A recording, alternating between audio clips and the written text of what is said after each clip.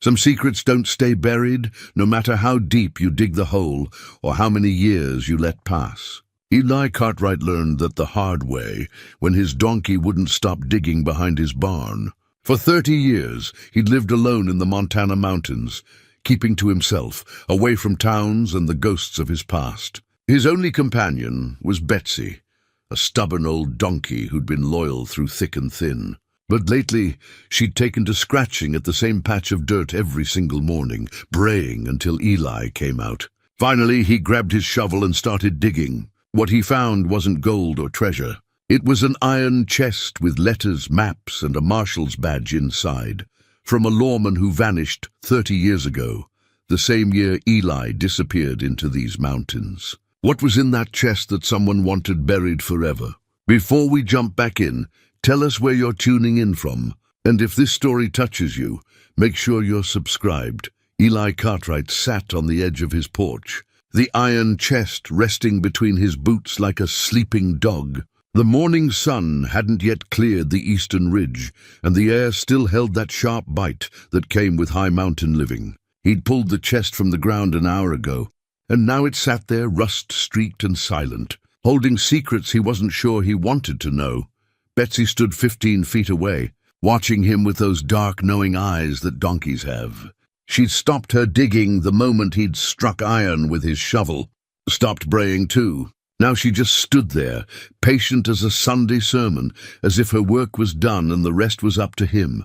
The chest wasn't large, maybe 2 feet long, a foot wide, constructed from iron plates that had been riveted together by someone who knew their trade. A heavy padlock had once secured it, but 30 years in the Montana soil had turned the lock to powder. Eli had pried it open with the tip of his shovel, the hinges screaming like a wounded animal. Inside, wrapped in oilcloth that had somehow kept the worst of the moisture out, were papers, letters from the look of them, maps, and resting on top of everything else, a marshal's badge, tarnished silver with an engraving he could barely make out in the dawn light. Eli reached down and lifted the badge, turning it over in his calloused fingers. The metal was cold, heavy with the authority that didn't diminish even after 3 decades underground. He held it up to catch the first rays of sunlight breaking over the ridge. Marshal James Hendricks, 1843. The name hit him like a fist to the chest. He knew that name. Knew it the way you know the smell of rain coming or the sound of a branch breaking under weight. It was buried somewhere in the back rooms of his memory, in places he'd locked up tight and thrown away the key. Betsy took 3 steps closer and nudged his shoulder with her nose. Eli reached up absently and scratched behind her ears the way she liked. She'd been with him for 12 years now, bought off a rancher down in the valley who'd said she was too ornery to keep. Eli had recognized something in her stubbornness, a refusal to bend that matched his own nature. "You knew it was there, didn't you?" he said softly. "Somehow you knew." Betsy just blinked at him, then turned and wandered toward the water trough. Eli set the badge carefully on the porch boards and reached for the letters. There were 5 of them, each folded and addressed in a woman's careful handwriting. The ink had faded to a pale brown, but the words were still readable. He unfolded the first one, his hands steadier than he expected. "My dearest James," it began, "I pray this letter finds you safe, though I know the dangers you face daily. The boy is well. He asks about you often, wonders when you'll return. I tell him you're doing important work, keeping people safe. He's too young to understand the weight you carry, the choices you've had to make." Eli's eyes moved down the page. The letter spoke of ordinary things, weather, crops, a neighbor's wedding, but threaded through it all was a tension, a fear the writer tried to mask but couldn't quite hide. She mentioned "they" several times without explanation, as if the recipient would know exactly who "they" were. "Please be careful," the letter ended. "Please come home to us. All my love, Sarah." Eli folded it carefully and reached for the next one. This one was shorter, more urgent. The handwriting was the same, but shakier, as if written in haste. "James, they know about the boy. I don't know how, but they know. You have to move him. Tonight, if possible. I'm frightened, not for myself, but for him. He's innocent in all this. Please. James, please protect him. There was no signature on that one. The remaining letters followed the same pattern, a woman named Sarah writing to Marshal James Hendricks about a boy who needed protection, about unnamed threats, about fear that grew with each passing day. Eli set the letters aside and pulled out the maps. There were 3 of them, hand-drawn on what looked like surveyor's paper. The first showed property boundaries and landmarks he recognized: Copper Creek, the 3 standing stones on the North Ridge, the old mine shaft that had played out 20 years before he'd even arrived. The second map was more detailed, showing what appeared to be trails through the mountains, with notations about water sources and shelter. Someone had marked several locations with an X, though there was no legend to explain what the marks meant. The third map made his breath catch. It showed this property, his property, in careful detail. Every building, every fence line, every natural feature. And near the back corner, where the barn now stood, someone had drawn a small square and written 2 words beside it: Safe House. Eli stood up, the map still in his hands, and walked to the edge of the porch. The barn was visible from here, weathered grey wood that he'd repaired a dozen times over the years. Behind it, the ground sloped gently upward toward the tree line. That was where Betsy had been digging, where the chest had been buried. He'd built the barn himself 15 years ago, on the foundation of an older structure that had long since collapsed. He'd found the stone foundation and decided to use it, figuring whoever had laid it originally had chosen the spot for good reason: level ground, protected from the worst of the winter winds. Now he wondered what else might be buried there, what other secrets the ground might be holding. A sound pulled his attention back, the distant jingle of harness and the creak of wagon wheels. Eli folded the map and tucked it back into the chest, then carried the whole thing inside his cabin. He set it in the corner, covered it with a blanket, and stepped back outside just as a wagon came into view on the trail. Clara Morrison handled the reins with easy confidence, her grey hair pulled back in a practical bun. She'd been bringing him supplies once a month for the past 8 years, ever since her husband had passed and she'd taken over his delivery route. She was a decade younger than Eli, somewhere in her late 50s, with sharp eyes that missed nothing and a manner that was both warm and no-nonsense. "Morning." "Eli," she called out, pulling the wagon to a stop. "You're up early." "Couldn't sleep," he said, which was true enough. Clara climbed down with an agility that belied her years. "Well, I've got your flour and coffee. Some salt pork, too, though I know you prefer to hunt your own meat." She paused, studying him. "You look troubled." "Do I?" "You do." She began unloading supplies, stacking them on the porch. "Something on your mind?" Eli helped her with the heavier items, considering how much to say. Clara was trustworthy. He knew that from years of dealing with her. But trust was a muscle he hadn't exercised much in his life, and it felt stiff and unreliable now. "Been finding old things," he said finally. "Property's been here longer than I have. Makes a man wonder about who came before." Clara set down a sack of flour and dusted off her hands. "This land has history, that's for sure. Your father owned it before you, didn't he?" "He did, Ezra Cartwright. Good man from what I heard. Kept to himself like you do, but folks in town spoke well of him." Eli nodded. "His father, the man who'd raised him, taught him to survive in these mountains and died when Eli was barely 20. He'd inherited the property and kept up his father's tradition of solitude, asking few questions about what had come before. Now he wished he'd asked more. "Clara," he said, the words coming out before he could reconsider them. "You ever hear stories about a marshal who disappeared? Long time ago, maybe 30 years or more?" Her hand stilled on a bag of coffee beans. "Marshal Hendricks?" So, she knew the name. "That's the one. Everyone knows that story," Clara said. "Or at least everyone who's been in these parts long enough. He vanished without a trace back in 43. Left behind a wife and—" She paused. "Why are you asking?" "Just curious. You know how it is. Long winter nights, a man's mind wanders." Clara didn't look convinced, but she didn't press. His wife was Sarah Hendricks. She lived in town for years after he disappeared, always hoping he'd come back. She passed away about 10 years ago. Sad story, really. She never remarried, never stopped wearing her wedding ring.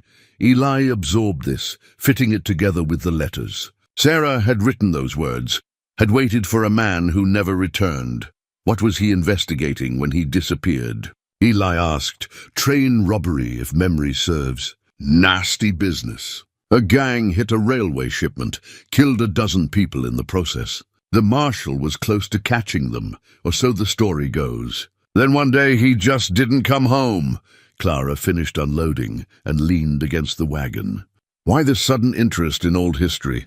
Well, like I said, curious. She studied him for a long moment, then nodded slowly. Well, if you want to know more, the records are probably still in the marshal's office in town. Young Tom Brewster runs it now. He's a good man, takes his job seriously. Might do that, Eli said, though the thought of riding into town made his stomach tight. He hadn't been to Timber Ridge in 5 years, and before that, it had been another 3. Towns meant people, questions, the kind of attention he'd spent most of his life avoiding. Clara climbed back onto her wagon. You take care of yourself, Eli, and if you need anything before next month, you know where to find me. He watched her drive away, the wagon disappearing down the trail in a cloud of dust. When she was gone, he went back inside and uncovered the chest. The marshal's badge caught the light filtering through his window, and for a moment it almost looked polished. Eli picked it up again, turned it over in his hands. Marshal James Hendricks, who'd disappeared 30 years ago. Sarah Hendricks, who'd written letters about protecting a boy.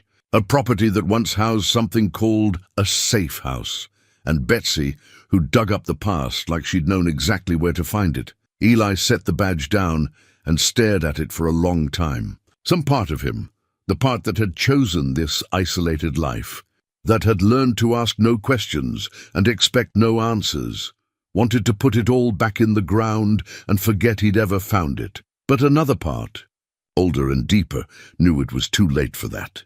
The past had a way of refusing to stay buried, no matter how much dirt you piled on top of it. Outside, Betsy brayed once, sharp and insistent. Eli looked out the window and saw her standing near the barn, staring at the spot where the chest had been. I know, he said quietly. I know. Eli spent the rest of that day trying to work, but his mind kept drifting back to the chest. He split firewood until his shoulders ached, repaired a section of fence that didn't really need repairing, and checked his traps, even though he'd checked them the day before. Busy work, the kind of meaningless labor a man uses to avoid thinking about things he doesn't want to face. By evening, he gave up pretending and brought the chest back out to the porch. The sun was setting behind the western peaks, painting the sky in shades of orange and purple that would have been beautiful if he'd been in the mood to appreciate them. He lit his oil lamp and settled into his chair, the letters spread across his lap. He read them again, slower this time, paying attention to details he'd missed in his first hurried examination. Sarah's handwriting was educated, careful. She'd been a schoolteacher, maybe, or the daughter of someone with means. The paper itself was good quality, the kind that cost money. The third letter mentioned a name he hadn't caught before. McKinnon. She'd written it only once, almost in passing. I pray they don't discover what James knows about the McKinnon business, but it was there. Unmistakable, Eli set the letter down and stared out at the darkening mountains. McKinnon, that was a name he knew, though not from 30 years ago. The McKinnon family owned half the territory these days. Mines, timber operations, even a stake in the railway. They were the kind of rich that made regular folks step aside when they walked down the street. He picked up the fourth letter, dated 2 weeks after the third. This one was shorter, more desperate.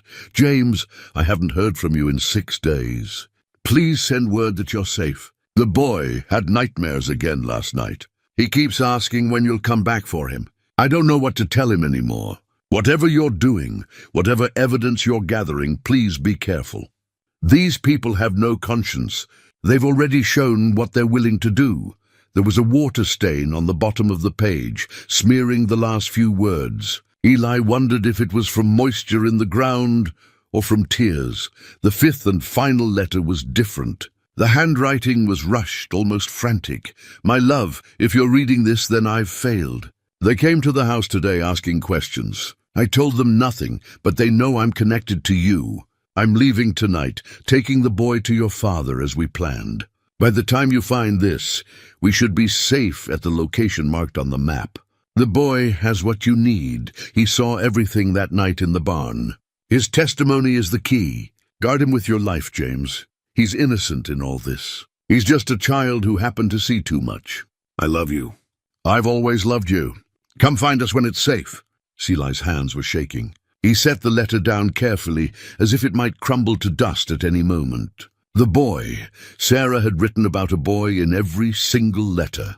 A boy who needed protection. A boy who'd witnessed something in a barn. A boy who'd been brought to your father. The words echoed in his mind like thunder in a canyon. Your father.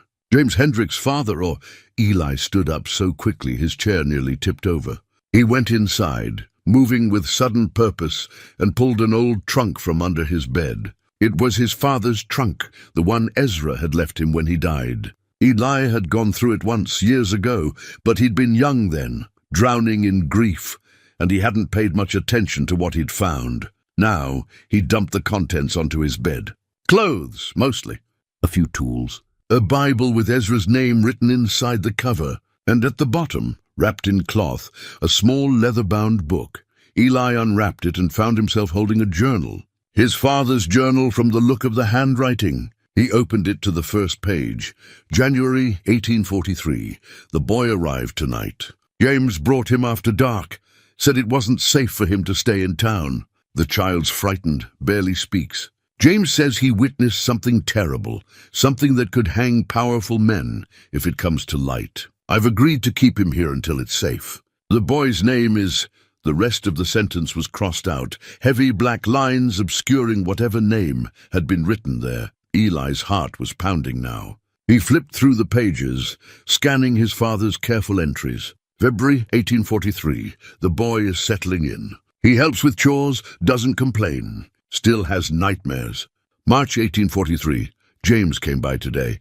Says the investigation is getting dangerous. The McKinnon gang knows someone talked. April 1843. No word from James in 2 weeks. Sarah sent a message through the usual channels. She's worried. Then in May, the entries stopped.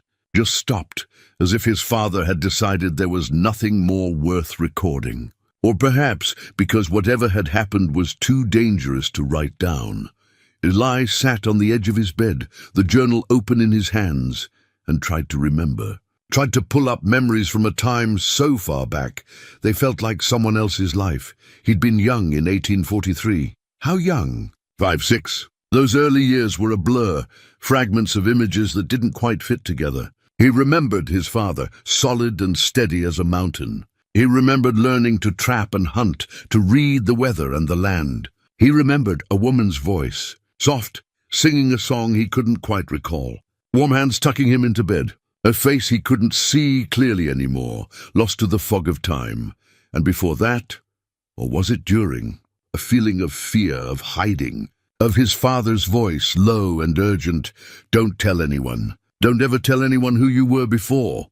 Eli closed the journal and pressed his palms against his eyes. The pieces were there, scattered like a broken mirror, but he couldn't quite make them fit together into a complete picture. A sound from outside pulled him from his thoughts. Betsy was braying, that sharp alarm call she made when something wasn't right. Eli grabbed his rifle from beside the door and stepped onto the porch.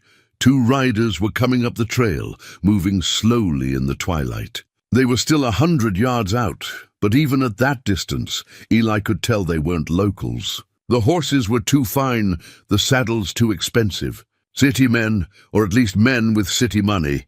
He waited, rifle held loosely but ready as they approached. When they were close enough to see clearly, he called out, "That's far enough." "State your business." The lead rider pulled up about 30 feet from the porch. He was maybe 40, well-dressed in a suit that had no place on a mountain trail. Clean-shaven, with the kind of smooth hands that had never done hard labor.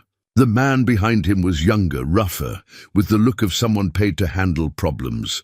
"Mr. Cartwright," the first man said.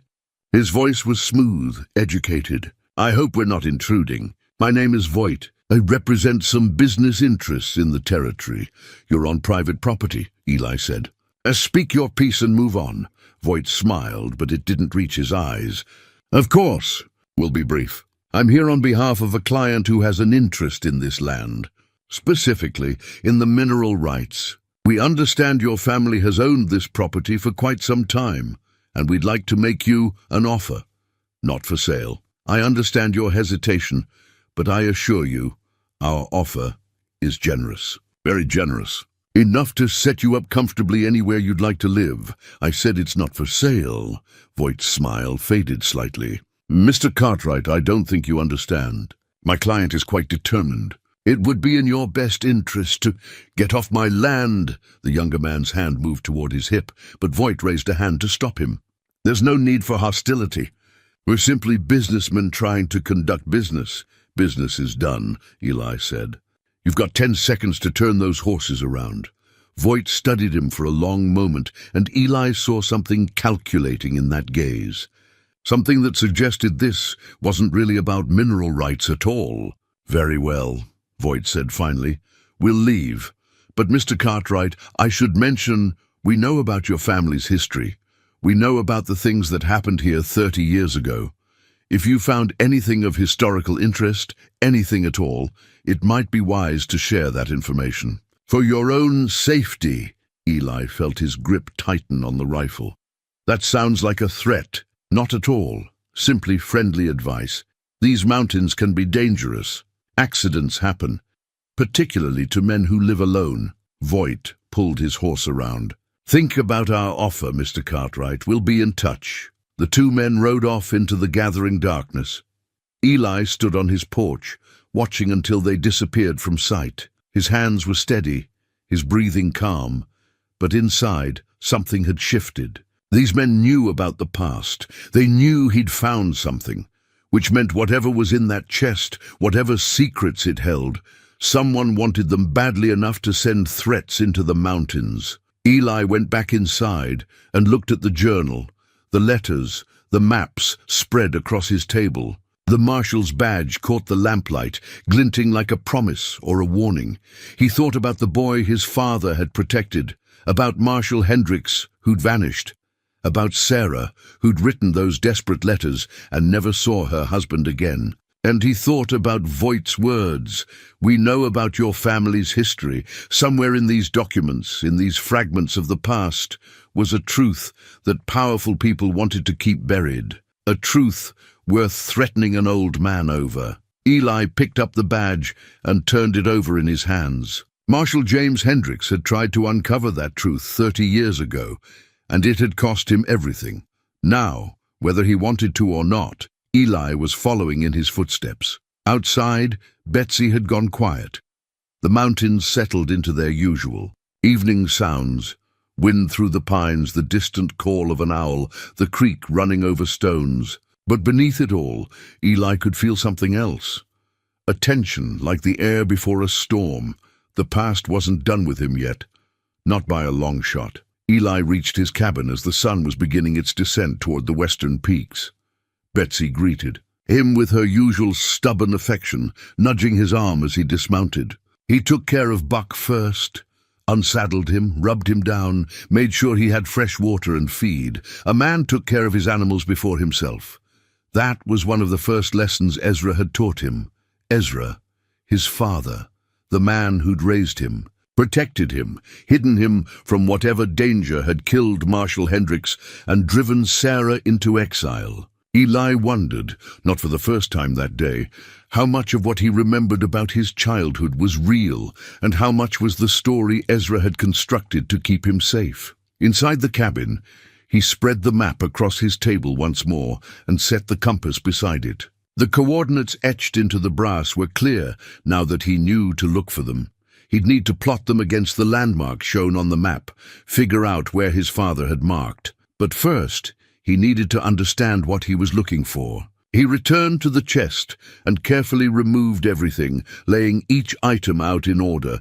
The badge, the 5 letters, the 3 maps, and beneath it all, wrapped in what remained of the oilcloth, something he'd missed in his initial examination, a Folded piece of paper, yellow with age and brittle at the edges. He unfolded it with care, and his breath caught. It was a wanted poster, the kind that used to hang in every marshal's office and post office in the territory. 5 faces stared back at him, rendered in the crude but effective style of frontier sketch artists. Wanted for murder and robbery, the text proclaimed.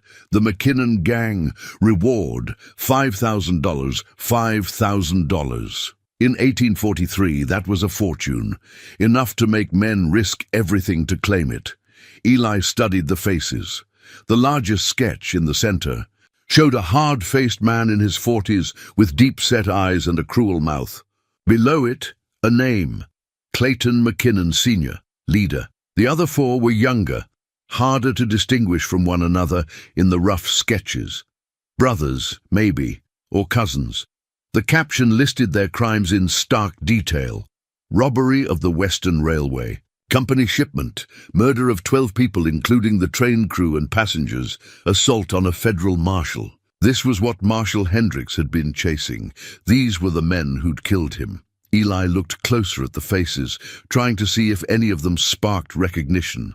They were strangers to him, or at least he thought they were, but something about the sketch of Clayton McKinnon nagged at him, some quality in the eyes that felt familiar. He set the poster down and picked up one of Sarah's letters again, the one that mentioned what we did to protect him. The boy had seen something.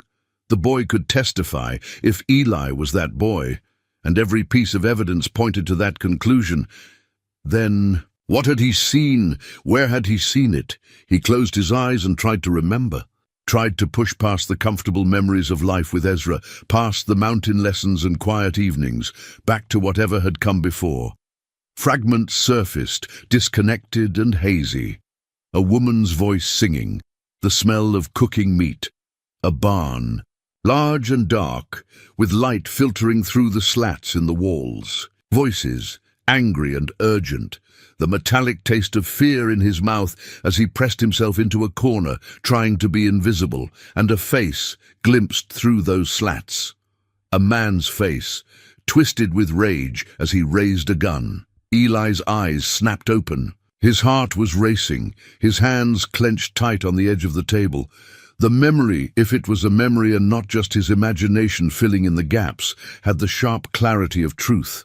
He'd been there. He'd seen something terrible. A sound from outside pulled him from his thoughts. Hoofbeats coming fast.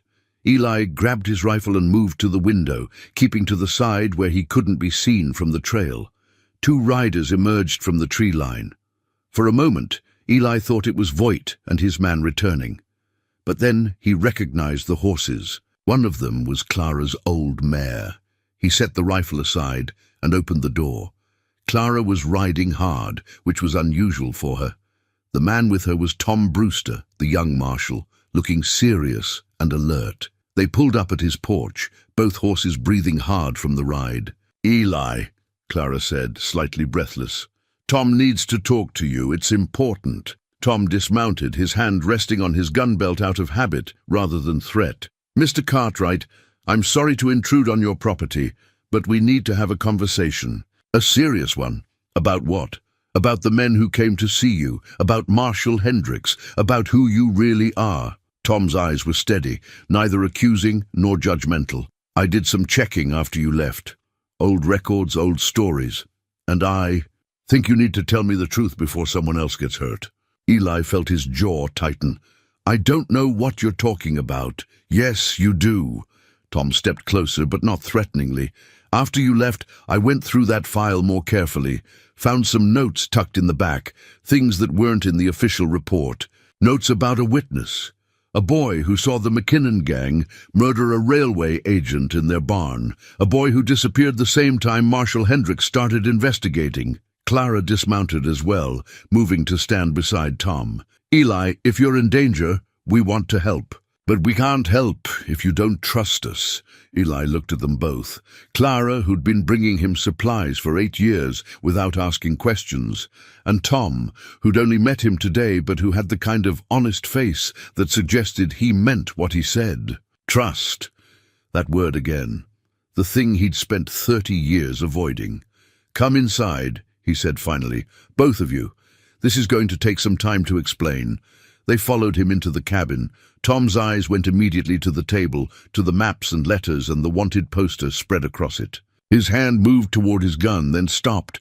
"Is that—" "It is," Eli said. "The original poster for the McKinnon gang, along with letters from Sarah Hendricks and maps showing where they hid the witness." He took a breath. The witness was me. I was the boy. Clara's hand went to her mouth. Tom just stared at him, processing the information. "I don't remember all of it," Eli continued. "My father, the man who raised me, Ezra Cartwright, he must have worked with Marshall Hendricks to keep me hidden. I grew up thinking I was just his son, just a mountain boy learning to survive. But these past few days, things have been coming back. Memories, pieces of a life I didn't know I had." Tom picked up the wanted poster, studying it. "You saw them commit murder." "I think so. I was just a child, maybe 5 or 6. I remember a barn, voices, someone being shot. Then everything after that is confused until I woke up here, in these mountains, with Ezra telling me this was home. And now the McKinnons have sent men to find you," Tom said. "Or rather, to find any evidence that still exists. Clayton McKinnon Jr. runs the family business now," Clara added quietly. "He's spent years building up the family name, making them respectable. If it came out that his father and uncles were mass murderers, it would destroy everything," Tom finished. "The business, the reputation, probably land him in prison as an accessory if he's been helping cover it up." Eli nodded. "The man who came here, Voight, he as much as threatened me. Told me accidents happen in the mountains to men who live alone." Tom's jaw tightened. "That's a crime right there. Intimidation, threats. I can arrest him for that, and what good would that do?"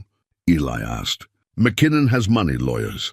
Voight would be out before sunset, and then they'd know for sure I'm not going to cooperate. So what are you going to do?" Clara asked. Eli picked up the compass, turned it over to show them the coordinates. "Find what my father hid. He left me a trail, markers that would mean something to me if I knew to look for them. These coordinates lead somewhere. Somewhere important. The evidence," Tom said. "Your testimony, probably. Documents, maybe even physical proof of what happened. And if we find it," Eli said, "we can finally bring the McKinnons to justice. Not just for what they did 30 years ago, but for what they're doing now, sending threats, trying to bury the truth." Tom looked at Clara, then back at Eli. "Then we find it together. You're not doing this alone. This isn't your fight." "Yes, it is. I'm the marshal. Justice is always my fight." Tom's voice was firm.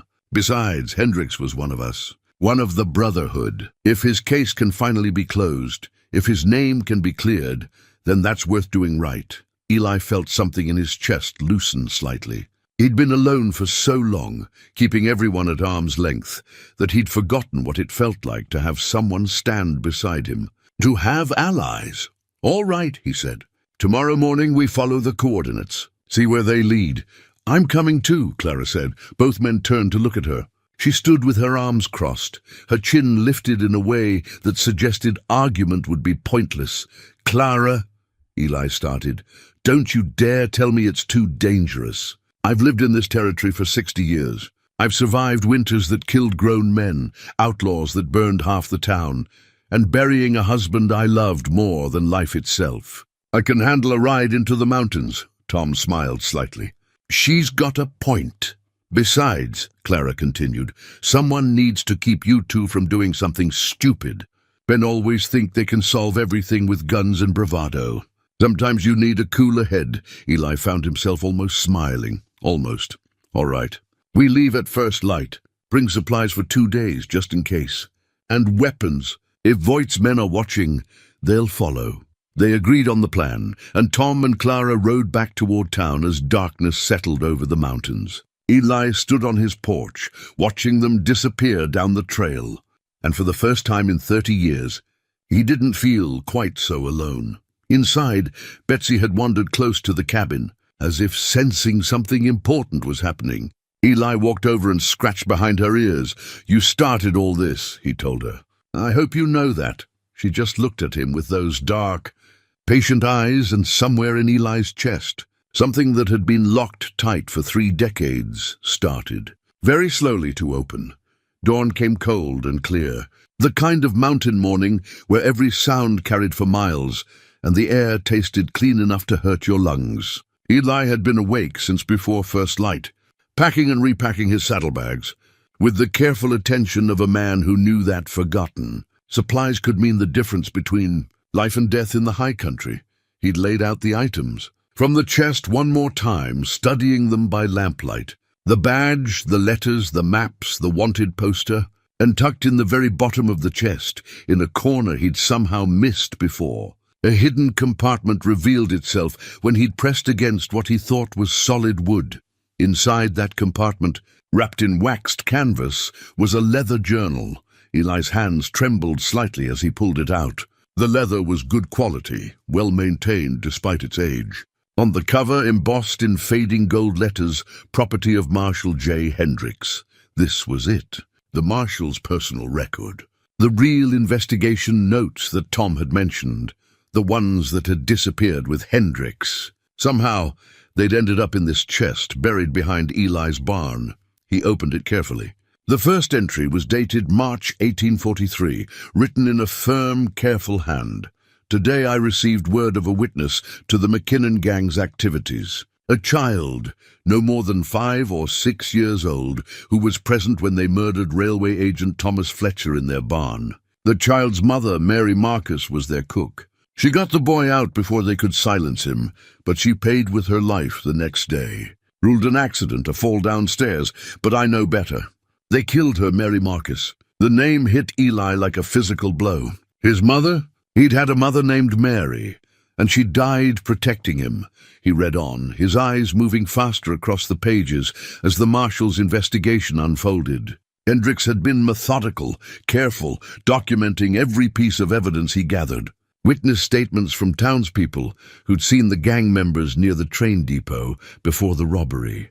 Financial records showing unexplained wealth flowing into the McKinnon businesses right after the heist. Testimony from a railway clerk who'd been coerced into providing information about shipment schedules, and throughout it all, references to the boy and the witness and young Marcus. The journal detailed how Hendricks had worked with Ezra Cartwright to hide the child in the mountains. How they'd agreed that the boy's only chance at survival was to disappear completely, to become someone else. How Ezra had promised to raise him as his own son, to never speak of what had come before. The final entries grew more urgent, more fearful. April 28th, 1843. They know I'm close. Someone in town is feeding them information. I've moved Sarah and the important documents to safety. The boy remains with Ezra. That location is still secure. Tomorrow I ride to confront Clayton McKinnon directly. I have enough evidence now to hang them all. The boy's testimony, combined with the ledgers and witness statements, will be sufficient for conviction. April 29th, 1843. This will be my last entry. If I don't return from Devil's Pass tonight, then Ezra knows what to do. The boy has what I need hidden, where only someone who's learned Ezra's lessons could find it. Coordinates marked on the compass, locations taught through their games. Smart boy, brave boy. I pray he grows up safe and never has to remember what he's seen. The journal ended there. No more entries. Hendricks had gone to Devil's Pass and never come back. Eli closed the journal and sat in the pre-dawn darkness, trying to process what he'd learned. His mother had saved him. The Marshal had died trying to bring her killers to justice. And Ezra had spent the rest of his life protecting a child who wasn't even his own blood. Also that someday, when the time was right, the truth could come out. Outside, he heard the sound of approaching horses. He tucked the journal into his jacket and stepped onto the porch as Tom and Clara rode up through the morning mist. Tom was dressed for rough country, sturdy clothes, a rifle in his saddle scabbard, saddlebags that looked properly packed. Clara wore men's riding trousers and a heavy coat, and she carried her late husband's Winchester with the ease of someone who knew how to use it. Found something else, Eli said without preamble, and showed them the journal. They read it together, their faces growing more serious with each page. When they finished, Clara's eyes were bright with unshed tears. "Your mother was a hero," she said softly. "She was a cook who got caught in something terrible," Eli replied. "And she paid for it with her life. That doesn't make her sacrifice any less meaningful." Clara touched his arm gently. "She saved you, and now you have the chance to finish what she and the marshal started." Tom closed the journal and handed it back. "This changes things. With the journal and whatever physical evidence you hid as a child, we'd have enough to prosecute. Even 30 years later, murder has no statute of limitations. First, we have to find it," Eli said. He pulled out the compass and the map. "The coordinates lead northeast, about 2 miles into the high country. There's an old landmark there, a rock formation called Eagle's Perch. I remember Ezra taking me there when I was young, teaching me to read the stones." "I know the place," Clara said. "My husband and I used to ride up there sometimes. Beautiful view, but the trail's treacherous. Especially this time of year, could still be snow in the high passes. Then we'd better get moving." Tom mounted his horse. "The longer we wait, the more time we give Voight to figure out what we're doing." They rode out as the sun broke over the eastern ridge, turning the frost on the grass into a field of diamonds. Betsy watched them go, and Eli could have sworn she looked satisfied, as if this was what she'd been waiting for all along. The trail climbed steadily, winding through stands of pine and aspen that were just beginning to show their spring color. The air grew thinner, colder, and their breath formed clouds in front of their faces. Eli led the way, following paths he knew by instinct more than memory, the compass in his hand confirming their direction. They were an hour into the ride when Tom, who'd been watching their back trail, pulled his horse up short. "We've got company," he said quietly. Eli turned to look. There, perhaps a quarter-mile behind them, barely visible through the trees, were 2 riders. "Could be anyone," Clara said, but her voice lacked conviction. "Could be," Tom agreed. "But I don't believe in coincidences." Eli studied the distant figures. Too far away to identify, but something about the way they moved, the quality of their horses, suggested these weren't local ranchers or trappers. "Voight's men," he said. "Can we outrun them?" Clara asked. "Not in this terrain, and not for 2 miles uphill." Eli looked ahead, calculating distances and possibilities. "We stay on course. If they want to follow, let them. But we get to Eagle's Perch first." They pushed on, moving as quickly as the trail would allow. Behind them, the 2 riders matched their pace, neither closing the distance nor falling back. They were being tracked, and whoever was doing it wanted them to know it. "They're herding us," Tom said after another half-hour. "Letting us lead them right to the evidence." "I know." Eli's jaw was tight. "But we don't have a choice. We find it, we secure it, and then we deal with them." The trail grew steeper, rockier. They had to dismount and lead the horses through sections where the path narrowed to barely more than a ledge. Below them, the valley spread out like a map, the town of Timber Ridge just visible in the distance. Clara stumbled once on the loose rock, and Eli caught her arm. "I'm fine," she said, but her breathing was labored. She wasn't as young as she used to be, and this climb was hard even for men in their prime. "We can rest," Eli started. "We can't." She pointed back down the trail. The 2 riders had closed the distance, were now maybe 10 minutes behind them. "They're pushing us. We rest, they catch up." She was right. They kept moving. Another hour brought them to a small plateau where the trail forked. One path continued up toward Eagle's Perch. The other led down into a narrow canyon, a shortcut that Eli remembered from his youth, but one that was dangerous even in good conditions. "Which way?" Tom asked. Eli consulted the compass, checking the coordinates against his memory of the land. "Straight up." Another mile, maybe less. They took the upper trail. Behind them, the riders had reached the plateau and stopped. Eli could see them now, 2 men on horseback watching. One of them raised something to his face. "Binoculars, most likely. They know where we're going," Clara said. "Let them know." Eli's voice was harder than he intended. "They want this evidence. They're going to have to take it from us." Tom checked his rifle, making sure a round was chambered. "I'm a federal marshal. They attack us. It's assault on a law officer. That's 20 years hard time, minimum." You think they care about that? Eli asked. They're already accessories to murder. They're playing for everything now. The truth of that hung in the air between them as they climbed the final stretch. The trail wound through a narrow defile between two massive rock faces, then opened suddenly onto a broad shelf of stone that jutted out from the mountainside, like the prow of a ship, Eagle's Perch. Eli had been here before, years ago, learning to read landmarks and use the compass. He remembered Ezra pointing out the way the rocks formed natural markers, how a surveyor could use them to plot coordinates with precision. Now he stood there, the compass in his hand, and tried to remember where a frightened 5-year-old boy would have hidden something precious, something that could bring down murderers and avenge his mother's death. The two riders appeared at the mouth of the defile. They'd closed the distance faster than Eli had expected, and now they sat their horses in silence, blocking the only way down. One of them was Voight. The other was the rough-looking younger man who'd accompanied him on his first visit to Eli's cabin. "Mr. Cartwright," Voight called out, his voice echoing off the rock walls. "I was hoping we could talk like reasonable men." "Seems we're all after the same thing." Tom stepped forward, his hand on his gun.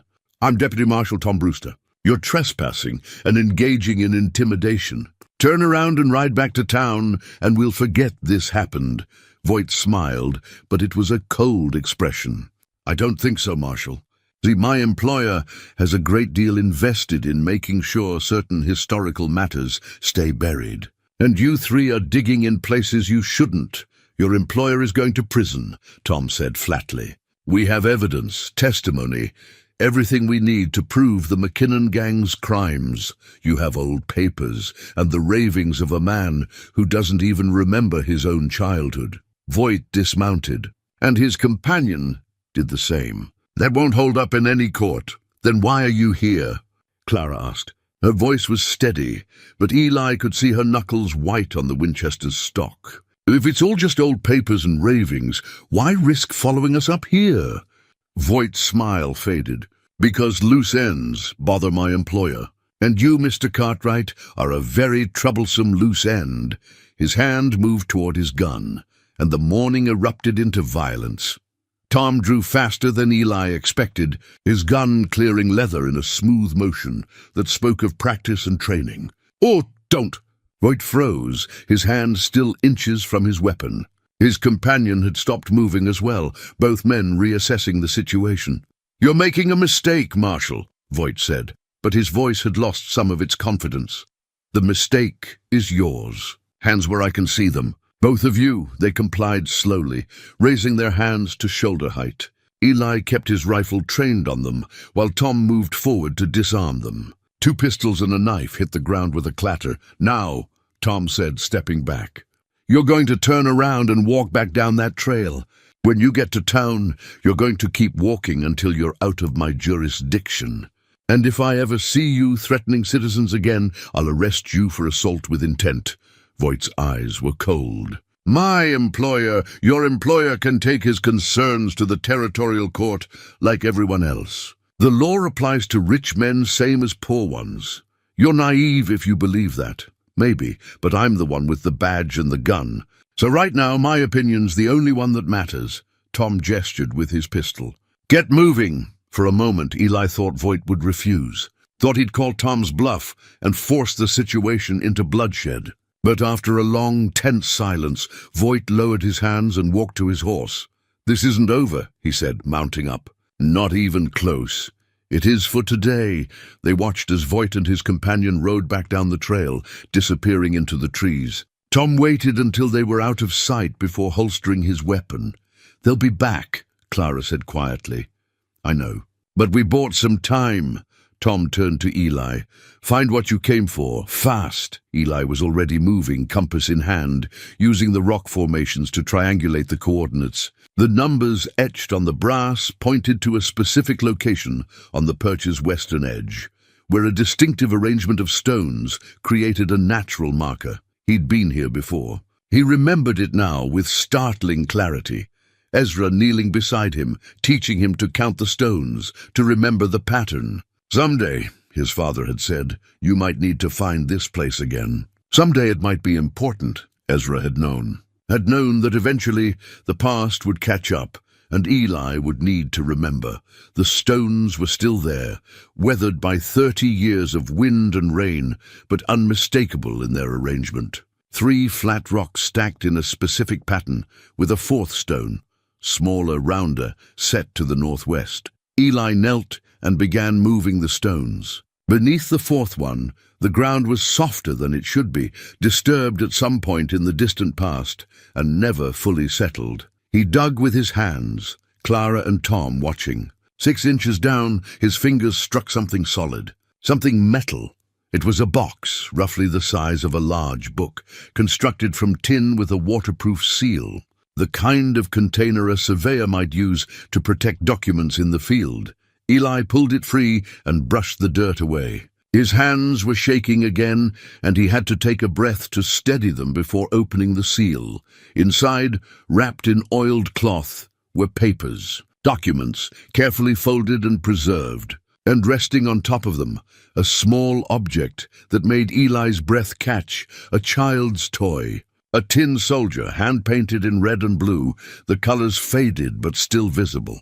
He'd seen it before, held it before. It had been his. What is it?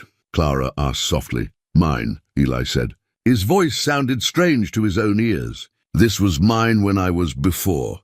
He set the soldier carefully aside and lifted out the papers. The first was a child's drawing, crude stick figures rendered in pencil on rough paper. But the scene it depicted was clear enough. A barn, men with guns, a figure lying on the ground. In the corner, in a child's uncertain handwriting, what I saw. Elijah Marcus, age 6. The second document was more formal, a notarized statement signed by Marshal James Hendricks, attesting that the drawing had been made by the witness Elijah Marcus in his presence, and that the child had verbally described the events of March 15, 1843, in which he witnessed the murder of railway agent Thomas Fletcher by members of the McKinnon gang. There were more papers beneath. Death certificates. Mary Marcus, age 28, cause of death, accidental fall. Thomas Fletcher, age 42, cause of death, gunshot wound. 2 other names Eli didn't recognize. Both ruled accidental deaths, both dated within weeks of the McKinnon gang's train robbery. And at the bottom of the stack, a leather-bound ledger. Tom lifted it out reverently, opening it with care. Inside were columns of numbers, dates, names. Payments made and received. Bribes from the look of it. This is it, Tom said, his voice tight. This is the proof. McKinnon paid off half the territorial government, judges, sheriffs, even the land office clerk. He flipped through more pages. It's all here. Every transaction, every dirty deal. Clara picked up one of the death certificates. These people didn't die accidentally. They were murdered to protect the gang. And no one investigated because the people who should have been investigating were on McKinnon's payroll. Tom closed the ledger. With this and Eli's testimony, we can reopen every one of these cases. We can bring them all to justice. Eli was still holding the tin soldier, staring at it. Memories were flooding back now, sharp and clear and painful. He remembered his mother giving it to him, remembered carrying it everywhere. Remembered clutching it in his hand as he hid in that barn and watched terrible men do terrible things. He remembered crying for her afterward, and a tall man with kind eyes, Marshal Hendricks, kneeling beside him and promising that justice would come. We need to move, Tom said, tucking the ledger into his saddlebag. Get this evidence somewhere safe before Voight comes back with reinforcements. They gathered everything quickly, packing the documents with care. Eli slipped the tin soldier into his pocket. It was evidence, yes, but it was also something more. A connection to the boy he'd been, to the mother who'd died protecting him. As they prepared to mount their horses, Clara suddenly grabbed Eli's arm. Listen, he heard it then, the sound of multiple riders coming fast up the trail. Not 2 riders this time, more, many more. They didn't leave, Tom said, his face grim. They went for help. Voight appeared at the mouth of the defile, but he wasn't alone. Behind him were 5 more men, all armed, all with the look of hired muscle. Men who'd do whatever they were paid to do and not lose sleep over it. I told you this wasn't over, Voight called out. Now you're going to hand over that evidence and you're going to do it peacefully, or we're going to take it from your corpses. Either way, my employer gets what he wants." Tom's hand moved toward his gun, but Eli caught his wrist. "There's too many. We can't fight them all. So what do we do?" Eli looked around the perch, taking in the geography with a trapper's eye. The defile was the only easy way down, but there was another route, a narrow ledge that ran along the cliff face, barely wide enough for a horse, that led to a steep descent into the canyon below. He'd used it once, as a young man, when a bear had driven him up here and he'd needed an escape. It was dangerous, especially for people who didn't know the mountains. But it was a way out. "We run," he said, and before anyone could argue, he mounted Buck and spurred toward the ledge, Clara and Tom racing to follow, and the gunfire started behind them. The ledge was narrower than Eli remembered, crumbling in places where time and weather had worn the stone away. Buck's hooves scattered rocks over the edge, and Eli heard them clatter down the cliff face for what seemed like forever before hitting bottom. Behind them, gunfire echoed off the rocks, but the angle was wrong for Voight's men to get a clear shot. They'd have to follow the ledge single file, and that would slow them down or force them to find another way around, which would take even longer. "Keep moving," Eli called back to Tom and Clara. "Don't look down, just trust your horse." The ledge curved around a massive rock outcropping, taking them temporarily out of sight of their pursuers. Eli used those precious seconds to scan ahead, looking for the place where the ledge widened and began its descent into the canyon. There, another 50 yards. They could make it. Clara's horse stumbled on loose rock, and for a heart-stopping moment, Eli thought both horse and rider would go over the edge. But the mare caught herself, and Clara held on with the skill of someone who'd been riding since childhood. They reached the descent point, just as Voight and his men appeared on the ledge behind them. More gunfire, and this time a bullet sparked off the rock near Tom's head. "Go!" Tom shouted, returning fire to buy them time. The trail down was steep, switchbacking through stands of pine and loose scree. The horses half slid, half ran, their riders clinging to saddle horns and praying their mounts didn't lose their footing. Eli reached the canyon floor first and wheeled Buck around, rifle ready. Clara came down seconds later, her face pale but determined. Tom was third, and as he hit level ground, Eli could see blood on his left arm. "You're hit!" "Just grazed me. Keep moving." They rode hard down the canyon, following the creek that ran along its bottom. The water would mask their tracks for a while, buy them precious time. Behind them, Voight's men were descending the trail but carefully. They'd seen what nearly happened to Clara's horse and weren't about to take the same risk at speed. "Where does this canyon lead?" Tom asked, his voice tight with pain. "Eventually hooks back toward town. But there's a place about a mile down where we can hide the evidence." Eli had already made the decision. "We split up. Clara, you take the documents and ledger. Tom, you go with her. I'll lead them away." "No." Clara's voice was flat. "We stay together." "She's right," Tom said. "We split up. They'll just hunt us down one at a time." "They want me," Eli said. "I'm the witness. You two are just obstacles. You take the evidence and get to town. Get it to the territorial marshal. I'll keep them busy long enough for you to get away." "Eli, this isn't a debate." He reached into his saddlebag and pulled out the tin box, thrusting it toward Clara. "Take it. My testimony doesn't matter if the documents don't survive." "You know I'm right." Clara took the box, but her eyes were bright with tears. "You'd better make it back, you stubborn old fool." "Plan to." Eli managed something close to a smile. "Been shot at before." "Still here, aren't I?" Tom gripped his shoulder. "There's a line shack about 3 miles northwest of town. Old Mackenzie place. Clara knows where it is. You make it out of this. You head there. We'll wait for you. And if I don't make it, you will." Tom's voice was firm. "Marshal Hendricks trusted you to survive this long. Don't prove him wrong now." They split up where the canyon forked, Clara and Tom going left while Eli went right, making sure his trail was obvious enough to follow. He heard Voight's men reach the canyon floor minutes later, heard them shouting as they tried to figure out which way to go. Eli fired a shot in the air, not at them, just a clear signal of which direction he'd gone. Then he spurred Buck into a gallop, leading them deeper into the mountains. The chase went on for hours. Eli used every trick Ezra had taught him, doubling back, riding through streams, leaving false trails. But Voight's men were persistent, and they knew these mountains better than he'd expected. Every time he thought he'd lost them, they'd appear again, pushing him farther from town, farther from help. By afternoon, Buck was exhausted, his flanks heaving. Eli was bone-tired himself, his shoulder aching from an old wound that always flared up when he overdid it. He couldn't keep running forever. Time to make a stand. He found a defensible position, a cluster of boulders near the tree line with good sight lines in all directions. He dismounted, gave Buck a pat of gratitude, and took up position with his rifle. They came an hour before sunset, 6 riders moving cautiously through the trees. They'd learned from the chase that Eli wasn't helpless, that he knew how to use the terrain and his weapons.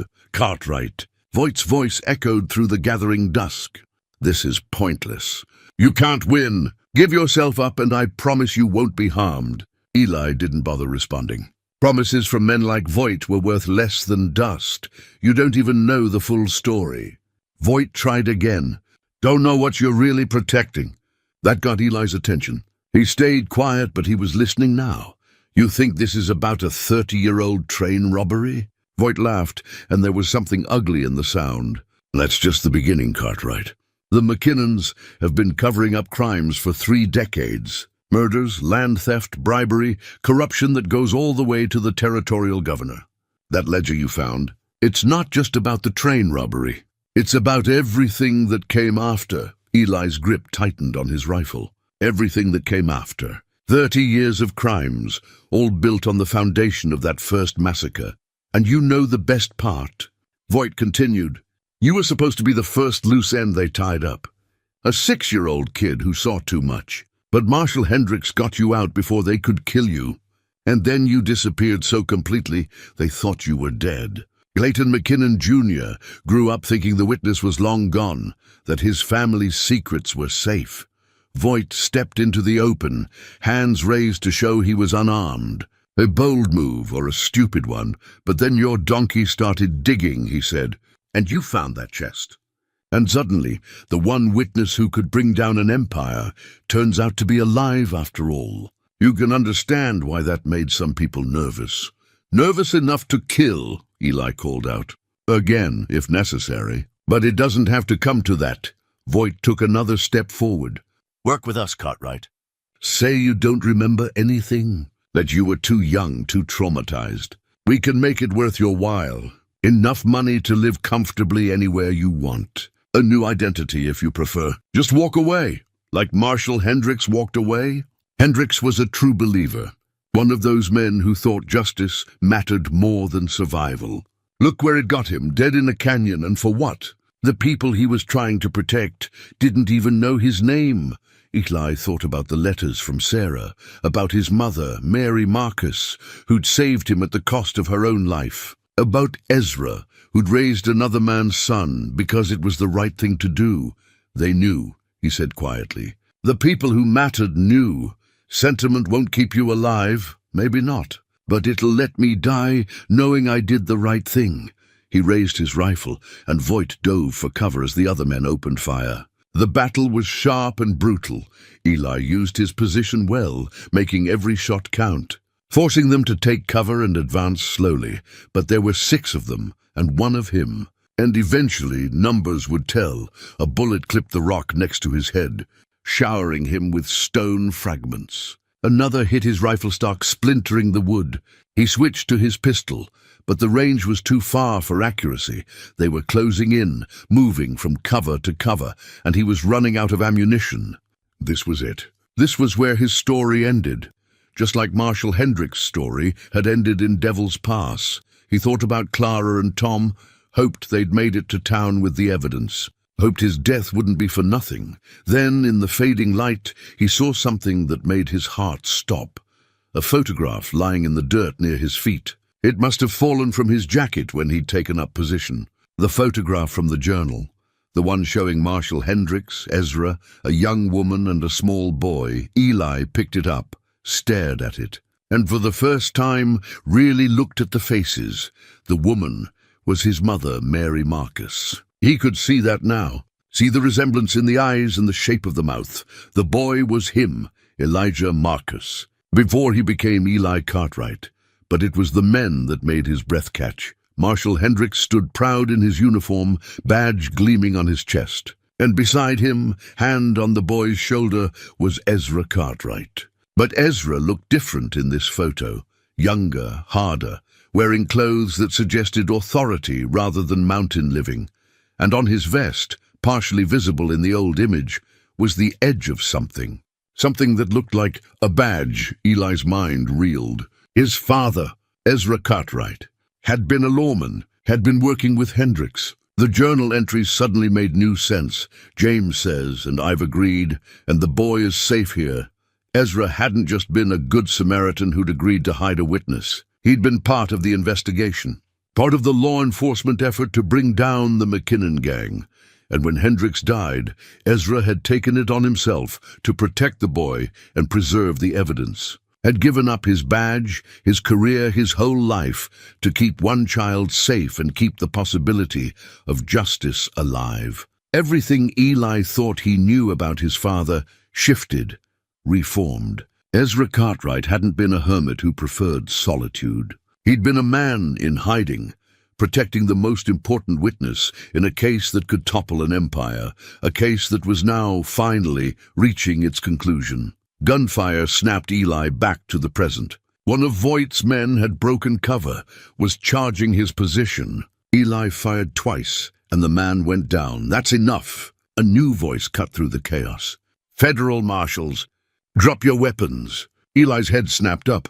There, emerging from the trees, were a dozen riders, all wearing badges. And in the lead, on a grey mare, was Clara, her face determined and fierce. Tom rode beside her, his wounded arm in a sling, his other hand holding his pistol steady. We got the evidence to town, Clara called out. The territorial marshal sent help. Voight and his men were surrounded now, outgunned and outmaneuvered. One by one they dropped their weapons and raised their hands. The fight was over. Eli slumped against the boulder, his whole body shaking with exhaustion and relief. Tom dismounted and made his way over, a grin splitting his face despite the pain he must have been in. Told you we'd wait for you, he said. At the line shack, you said. Not here. Changed our minds. Figured you might need some backup. Tom looked at the photograph still clutched in Eli's hand. What's that? Eli handed it to him wordlessly. Tom studied it, his eyes widening as he understood. Your father was a marshal. Deputy marshal, probably. Maybe working undercover. Eli's voice was rough with emotion. He gave up everything to protect me, to keep this case alive until the time was right. He'd be proud of you, Tom said quietly. Finishing what he and Hendricks started. The territorial marshals were rounding up Voight and his men, reading them charges that would keep them in prison for the rest of their lives. Clara dismounted and came over to check on Eli, her hands gentle as she examined him for injuries. You're a fool, she said, but her voice was warm. Running off like that. Could have gotten yourself killed. Seemed like the smart play at the time. Well, next time you decide to be heroic, at least give us a chance to argue about it first. Eli managed a tired smile. There's gonna be a next time? With you? Probably. The ride back to town took most of the night, but Eli didn't mind. He was alive. The evidence was safe, and justice, delayed by 30 years, was finally within reach. As they rode through the darkness, he kept touching the photograph in his pocket, thinking about Ezra and Mary and Marshal Hendricks, thinking about the price they'd all paid so that one day the truth could come out. The truth was out now, and the reckoning was at hand. The territorial marshal's office in Timber Ridge had never seen this much activity. Eli sat in a straight-back chair, a cup of coffee gone cold in his hands, watching as lawmen moved through the building with purpose and barely contained excitement. The documents from the tin box were spread across the marshal's desk, each one a nail in the coffin of the McKinnon empire. Tom stood beside him, his arm properly bandaged now by the town doctor.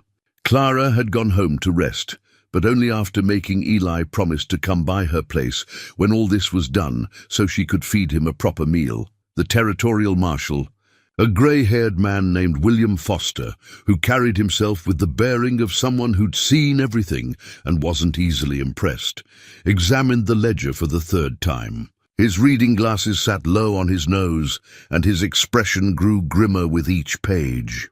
"This is remarkable," Foster said finally, looking up at Eli. 30 years of corruption, documented in their own hand. Bribes, payoffs, cover-ups. Half the territorial government is implicated here. He closed the ledger carefully. "And you're certain you can testify about the original murders? That your memory is clear enough to hold up in court?" Eli nodded. "It's coming back. The more I look at the documents, the more I remember. I was 6 years old, but I saw what happened in that barn. I can describe the faces, the voices. I can place each man there. Good, because this is going to be the biggest trial this territory has ever seen." Foster stood and walked to the window, looking out at the dawn breaking over the town. "Clayton McKinnon Jr. has been untouchable for decades. He'll have the best lawyers money can buy, and he'll fight this with everything he has. Will it be enough?" Tom asked. "With all this evidence?" "It should be. But rich men have a way of wriggling out of justice." Foster turned back to face them. "That's why your testimony is crucial, Mr. Cartwright. The documents show the conspiracy, but you're the one who can put faces to the crime. You're the one who can stand up in court and say, 'I was there. I saw them murder that man.'" The weight of that responsibility settled on Eli's shoulders like a physical burden. He'd spent 30 years avoiding attention, staying hidden, keeping his head down. Now he was being asked to stand up in front of the entire territory and relive the worst moment of his childhood. But it was what Mary had died for, what Hendricks had died for, what Ezra had sacrificed his entire life for. "I'll do it," Eli said. "Whatever it takes." Foster smiled, and it was the first genuine warmth Eli had seen from the hard-faced lawman. "Good man. Now let's talk about keeping you alive until the trial. McKinnon has resources. Voight wasn't working alone. There will be others, and they'll be looking for any way to silence you. I can protect myself. I'm sure you can. But we're not taking chances. You'll stay in town, in a secure location. I'm deputizing Tom here as your personal guard, and we'll have rotating shifts of marshals watching the building."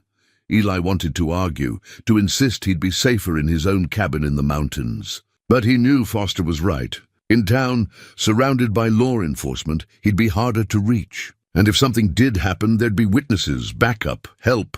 "How long until the trial?" he asked. 6 weeks, maybe 8. "We need time to build the case properly, get all our witnesses in order. And McKinnon's lawyers will file every delay they can think of." Foster returned to his desk and pulled out a sheet of paper. "In the meantime, I need you to write down everything you remember. Every detail, no matter how small. Dates, times, what people were wearing, what they said. All of it." The next week passed in a blur of statements and interviews. Eli talked until his throat was raw, remembering details he didn't know he'd forgotten. The color of McKinnon's horse, the smell of tobacco smoke in the barn, the sound of his mother's voice calling him away from the window just seconds before the shot rang out. Each memory was a knife, cutting deep, but he endured it. He owed his mother and Ezra that much. Tom stayed close, always within sight, always alert. They'd moved Eli to a room above the marshal's office, with a deputy stationed outside the door at all times. It was safer than his cabin, but Eli felt caged. He missed the mountains, missed Betsy, missed the silence that came with solitude. Clara visited daily, bringing food and conversation and a welcome break from the endless questions. She sat with him one evening while Tom took a shift downstairs, and they talked about nothing in particular, the weather, the town gossip, her plans to expand her delivery business now that the railway was bringing more settlers. "You doing all right?" she asked finally, getting to the real question she'd come to ask. "I'm alive." "That's something. That's not what I meant." She set down her knitting, giving him her full attention. "This can't be easy, reliving all of it." Eli looked out the window at the street below. Life going on as normal? People who had no idea that their comfortable world was about to be shaken by revelations of corruption and murder. "I keep thinking about them," he said. My mother, mostly. I remember her now, really remember her, not just fragments. She used to sing to me at night. Irish songs, I think. She had red hair and she was always warm, always smiling. His voice caught. And then one day she was just gone, and Ezra told me she'd had an accident, and I believed him because what else could I do? I was 6 years old. Clara reached over and took his hand. She saved you. That's what mothers do. They protect their children, even when it costs them everything. I wish I could have saved her. You were a child. You did exactly what she needed you to do. You survived. And now, 30 years later, you're going to make sure her death meant something. Clara squeezed his hand. That's not nothing, Eli. That's everything. He nodded, not trusting himself to speak. They sat in comfortable silence for a while. And then Clara asked the question he'd been avoiding thinking about. What will you do after? After the trial, I mean. Will you go back to the mountains? I don't know. And that was the honest truth. The man who'd built that cabin, who'd chosen solitude over society, felt like someone else now. Someone who hadn't known his own story. Maybe I'll stay in town for a while. See what that's like, Clara smiled. There's a house for sale on Maple Street. 3 bedrooms, good land, needs some work but nothing you couldn't handle. Close enough to town for visiting, far enough out for quiet. You've been looking at houses for me. Just keeping my options open. In case you decided to be sensible for once in your life. He found himself smiling despite everything. I'll think about it. The days turned into weeks. Marshal Foster worked tirelessly, building an airtight case against Clayton McKinnon Jr. and everyone implicated in the ledger. Arrests were made, judges, sheriffs, land office clerks.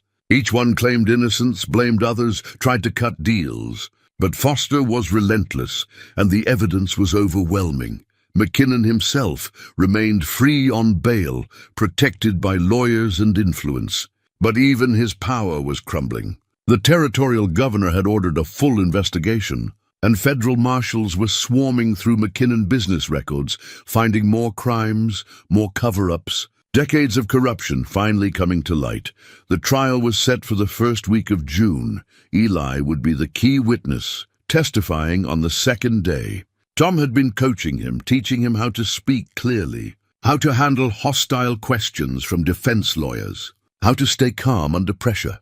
They're going to try to rattle you, Tom said during one of their practice sessions. They'll say you were too young to remember accurately, that your memories have been influenced by the documents you found, that you're inventing details to fit what you think happened, but I'm not. I know that. The jury needs to know it too. You tell your story simply, honestly, and let the evidence speak for itself. Tom paused. And if you get overwhelmed, if it's too much, you look at me. I'll be right there in the courtroom. You're not alone in this. The night before the trial began, Eli couldn't sleep. He stood at his window, watching the empty street below, thinking about everything that had led to this moment. Betsy digging behind the barn, the iron chest, the letters and maps and that tarnished marshal's badge, small things, insignificant on their own, that had unraveled an empire. He thought about Ezra, wondered what his father would say if he could see this. Probably something practical, like don't let the lawyers tie you in knots, or speak the truth and let the chips fall where they may. Simple advice from a man who'd lived a complicated life. Tom knocked softly on the door. You should try to get some rest. Tomorrow's going to be long. Can't sleep, I figured. Tom came in and sat on the edge of the bed. You want to talk? What's there to say? Tomorrow we walk into that courthouse, I tell my story, and we see if justice still means anything in this territory. It does. It has to. Tom's voice was firm. Hendricks believed it. Your father believed it. That's why they did what they did. That's why we're here now. Eli turned from the window. And if the jury doesn't believe me? If McKinnon walks? Then we keep fighting. File appeals, find more evidence, never stop until we get it right. Tom stood and moved to the door. But I don't think it'll come to that. The truth is on our side, and that still counts for something. After Tom left, Eli finally managed to lie down. Sleep came in fits and starts, full of dreams when he was 6 years old again, hiding in a barn, watching terrible things unfold. But this time when he woke, he wasn't alone in the mountains. He was in a town, surrounded by people who believed him, who were fighting alongside him. It made all the difference. Dawn came too quickly. Eli, dressed in the new suit Clara had insisted on buying him. "You can't testify in court wearing buckskins," she'd said, and looked at himself in the mirror. The man staring back was a stranger. Clean-shaven, hair-trimmed, clothes that fit properly.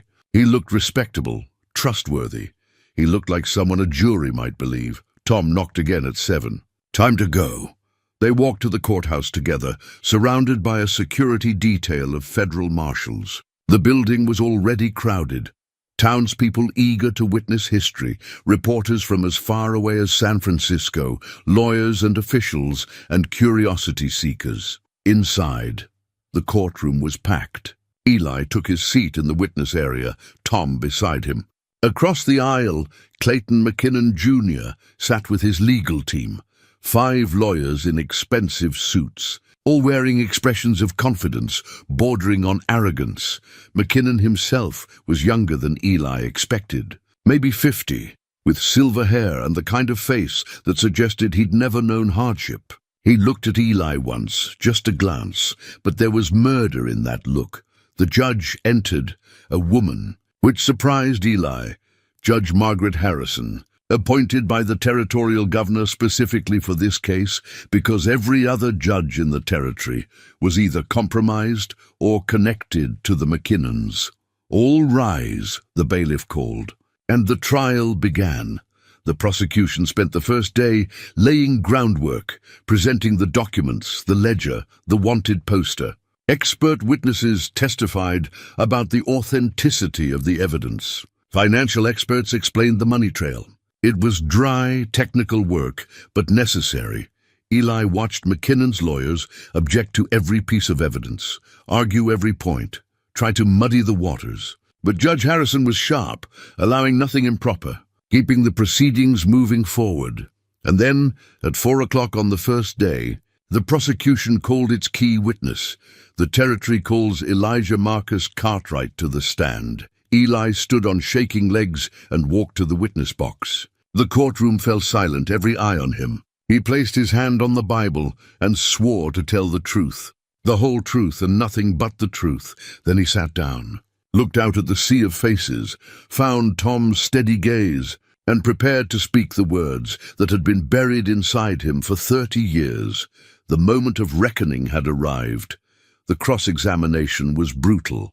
McKinnon's lead attorney, a silver-haired man named Thaddeus Crane, who'd made his fortune defending robber barons and corrupt politicians, approached the witness stand with the confidence of someone who'd never lost a case he cared about. "Mr. Cartwright," he began, his voice smooth as oil, "you testified that these events occurred 30 years ago when you were 6 years old. Is that correct?" "Yes. And for those 30 years, you lived under an assumed identity, never coming forward with this testimony." "Why is that?" "I was in hiding. The men who killed my mother were looking for me. Or perhaps," Crane paused dramatically, "you simply didn't remember any of this until very recently. Until perhaps you found certain documents that suggested what you should remember." Eli kept his voice steady. "The documents confirmed what I already knew. They didn't create the memories, didn't they? Memory is a funny thing, Mr. Cartwright. Studies have shown that we can convince ourselves we remember events that never happened, especially if we're given enough details to work with." Crane picked up the wanted poster. "You saw this poster, read these descriptions, and suddenly you remembered seeing these men. Convenient, wouldn't you say?" "I remembered them before I saw the poster. Can you prove that?" "Marshal Hendricks wrote down my testimony the day after the murder. It's in his journal. I described the men then, before I ever saw a wanted poster." Crane's expression flickered. He hadn't expected that answer. But he recovered quickly. "A journal that conveniently surfaced just weeks ago. How do we know it's authentic?" Reed stood. "Your Honor, we've already established the journal's authenticity through handwriting analysis and historical documentation. This has been entered into evidence." "Sustained," Judge Harrison said. "Mr. Crane, move on." Crane changed tactics. "Mr. Cartwright, you claim your mother was murdered, yet the official record shows her death was accidental. Are you suggesting the authorities in 1843 were incompetent? Or corrupt? Corrupt, Eli said flatly. The ledger shows payments to the sheriff and the coroner.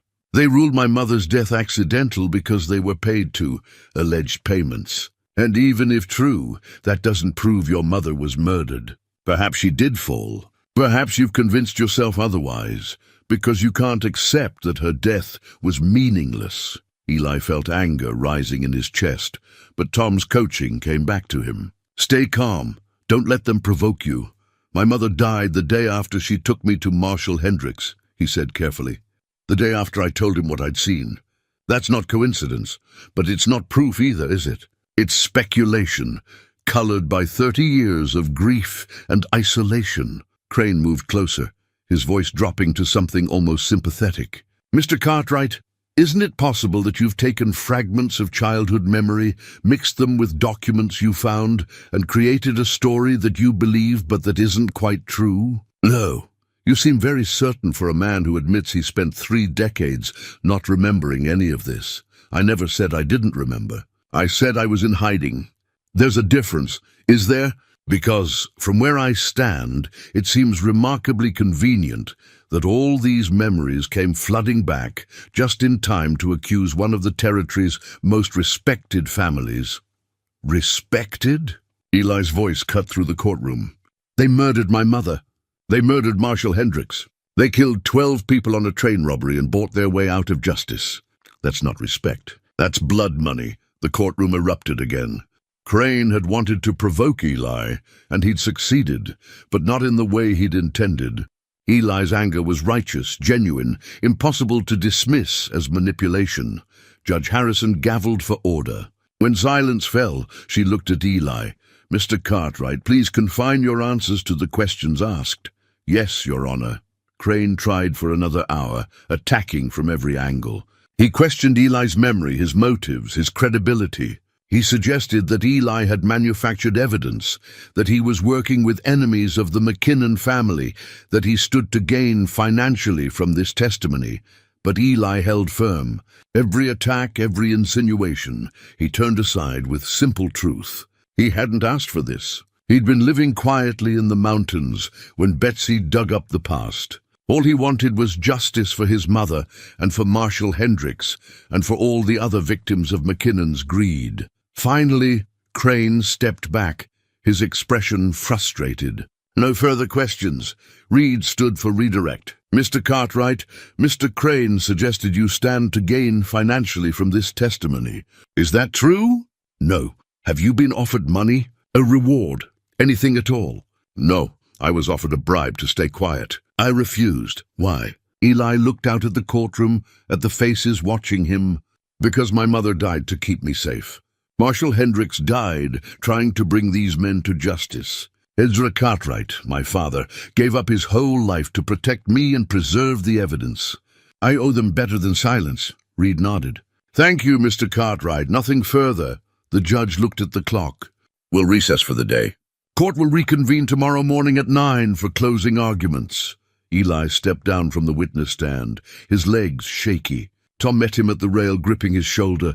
You did good, Tom said quietly. Real good. As they walked out, surrounded by marshals, Eli caught sight of Clara in the gallery.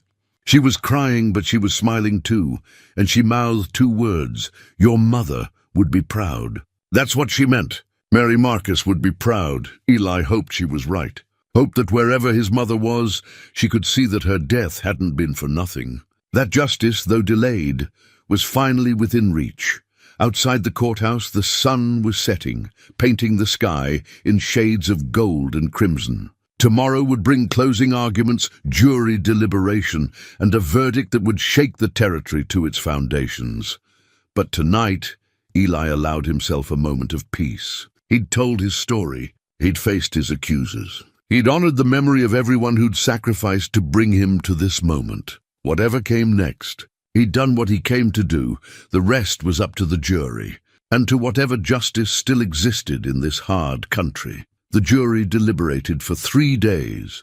3 long days, where Eli stayed in his room above the marshal's office, pacing and reading and trying not to imagine every possible outcome. Tom brought him meals and kept him company. Clara visited each afternoon with fresh coffee and conversation that had nothing to do with trials or testimony. On the evening of the third day, word came. The jury had reached a verdict. The courthouse was even more crowded than before, packed with people who'd waited days for this moment. Eli took his seat in the front row, Tom on one side and Clara on the other. Across the aisle, Clayton McKinnon Jr. sat stone-faced, flanked by his lawyers. Judge Harrison entered, and the room fell silent.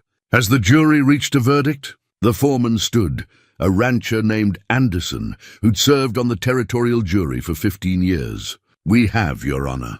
On the charge of conspiracy to commit murder, how do you find the defendant?" "Guilty." The courtroom erupted. McKinnon was on his feet, shouting, his lawyers trying to calm him. Judge Harrison's gavel came down like thunder. "On the charge of accessory to murder after the fact?" "Guilty." "On the charges of bribery, corruption, and obstruction of justice?" "Guilty on all counts." It took 10 minutes for Judge Harrison to restore order. When she did, her voice was cold and final. "Clayton McKinnon Jr., you have been found guilty of crimes spanning 3 decades. Crimes that resulted in the deaths of innocent people and the corruption of our territory's institutions. You will be remanded to custody immediately, pending sentencing." McKinnon was led away in chains, still protesting, still proclaiming his innocence. But his voice grew fainter, and then he was gone, and what remained was the sound of justice, delayed but not denied. Outside the courthouse, reporters surrounded Eli, shouting questions. Tom and the marshals formed a protective barrier, but Clara touched Eli's arm and whispered, "Say something. They deserve to hear from you." Eli stopped and turned to face the crowd. The questions died away as everyone waited to hear what the man at the center of this storm would say. 30 years ago, Eli began, his voice carrying in the evening air, "my mother died protecting me. Marshal James Hendricks died trying to bring criminals to justice. And a man named Ezra Cartwright gave up everything to keep both of us safe and keep the truth alive." He paused. "Today, their sacrifices meant something. Today, we prove that justice might be slow, but it still matters. That's all I have to say." He walked away through a crowd that parted silently, respectfully before him. 2 weeks later, after the sentencing, life in prison for McKinnon. With no possibility of parole, Eli finally returned to his cabin. The mountains welcomed him back with their usual indifference, the peaks standing eternal against the sky, unchanged by human drama. Betsy greeted him with a bray that sounded suspiciously like, "I told you so." He scratched behind her ears and fed her an apple he'd brought from town. "You started all this." "You know," he said. She just looked at him with those dark, wise eyes and went back to grazing. The cabin felt smaller than he remembered, or perhaps he'd grown beyond it. He spent a day cleaning, repairing, putting things back in order. But something had shifted inside him. The solitude that had once felt like safety now felt like isolation. That evening, he sat on his porch and pulled out the photograph, the one showing Marshal Hendricks, Ezra, his mother, and himself as a small boy. 4 people, 3 of them dead now, one carrying their memory forward. He thought about the house on Maple Street that Clara had mentioned. 3 bedrooms, good land, close to town, but still quiet. A place where a man could have neighbors without feeling crowded, where he could visit friends without it being a day-long journey, where he could perhaps stop running from ghosts and start living for himself. The next morning, he packed his essential belongings. The rest could wait or be sold or simply left for whoever came next. He loaded Buck and led Betsy behind, making the ride into Timber Ridge one last time, though this time it didn't feel like leaving home. It felt like going toward it.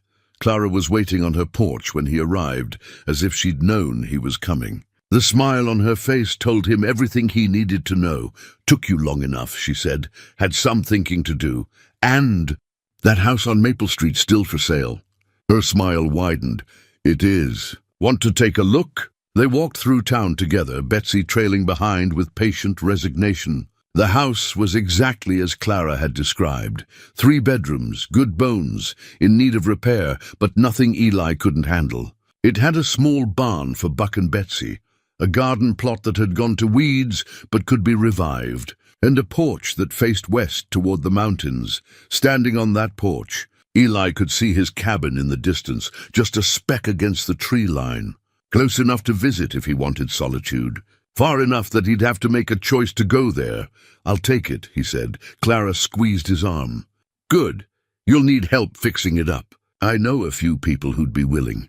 She was right. Over the next weeks, as word spread that the territory's most famous witness was settling in Timber Ridge, people came by to help. Tom brought lumber and spent his days off doing repairs. The owner of the general store donated paint. A widow named Mrs. Henderson brought curtains she'd sewn herself. Slowly, the house became a home. One evening, as Eli was finishing work on the garden fence, Tom rode up with news. "Thought you'd want to know. The territorial government formally cleared Marshal Hendricks's name. They're putting up a memorial in front of the courthouse. Badge and everything." Eli set down his hammer. "That's good. He deserves to be remembered properly. There's more. They want to name the new school after your mother. Mary Marcus Elementary. They're asking your permission." Eli felt his throat tighten. "Yes, tell them yes." Tom nodded. "There's one more thing. The territorial marshal wants to offer you a position. Special investigator for cold cases. Says you've got a talent for uncovering buried truth. I'm 68 years old, Tom. So, you planning on being dead any time soon?" Eli laughed, surprising himself. "No, I suppose not. Think about it. No pressure. But you got skills, Eli. Experience. You could help people find justice, same way you found it for your mother." After Tom left, Eli sat on his porch and watched the sunset paint the mountains gold. Betsy dozed in the yard, finally content after all her digging. Buck grazed peacefully nearby. The evening was warm, and from somewhere down the street came the sound of children playing. He thought about Tom's offer.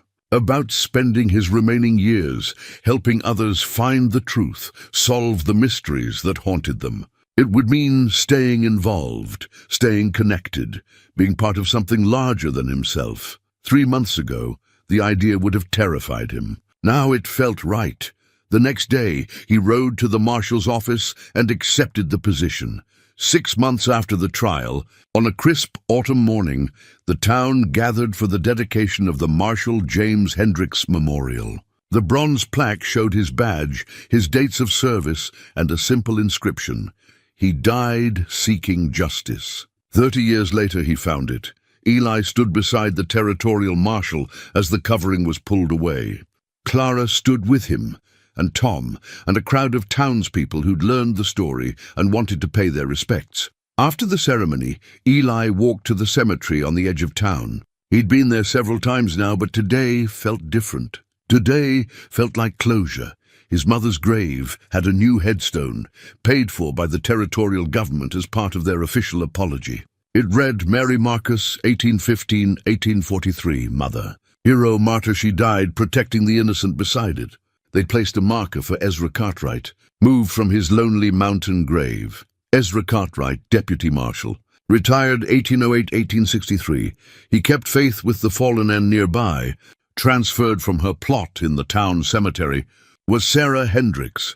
Sarah Hendricks, 1818-1855, beloved wife of Marshal James Hendricks. She never stopped believing in justice. Eli stood before the 3 graves, the autumn leaves falling around him like benediction. "I did it," he said quietly. "I kept the promise. Justice came, even if it took 30 years. The wind whispered through the trees, and in that whisper Eli imagined he heard his mother's voice, singing the Irish songs she used to sing to him. He heard Ezra's patient teaching, the lessons that had kept him alive and led him back to the truth. He heard Marshal Hendricks' promise that justice would come.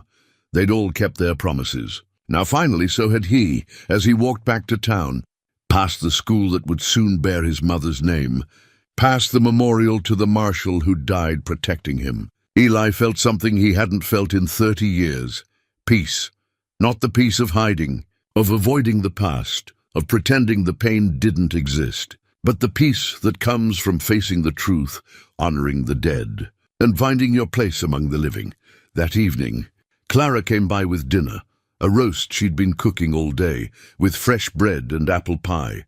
They ate on his porch, watching the mountains turn purple in the twilight, and talked about small things. About the weather turning cold, about Tom's upcoming wedding, about the cold case the territorial marshal wanted Eli to look at next. "You seem happy," Clara observed. Eli considered that. Happy wasn't quite the right word. Content, maybe. At peace with himself and his history. No longer running from the past, but no longer trapped by it either. "I am," he said finally. "I think I am." Betsy, lying in the yard with her usual stubbornness, lifted her head and looked at him. In her eyes, he saw something that might have been satisfaction. She'd dug up the past because it needed to be found. She'd started the chain of events that led to justice, healing, and a new life. She'd done her job, and she knew it. Eli raised his coffee cup in a silent toast to the donkey who'd changed everything. To his mother and Marshal Hendricks and Ezra. To all the people who'd sacrificed so that one day the truth could see daylight. And to himself, Elijah Marcus Cartwright, witness, survivor, and finally, after 30 long years of running, a man who'd found his way home. The stars came out one by one over the Montana mountains, ancient and indifferent and beautiful. Somewhere in those mountains was the cabin where Eli had spent 3 decades hiding. Somewhere out there was the spot where Betsy had dug up the iron chest that changed everything. But here, on Maple Street in Timber Ridge, surrounded by friends and purpose and the possibility of tomorrow, was where Eli belonged. Some secrets don't stay buried forever. And sometimes, when they finally come to light, they don't destroy you. Sometimes they set you free.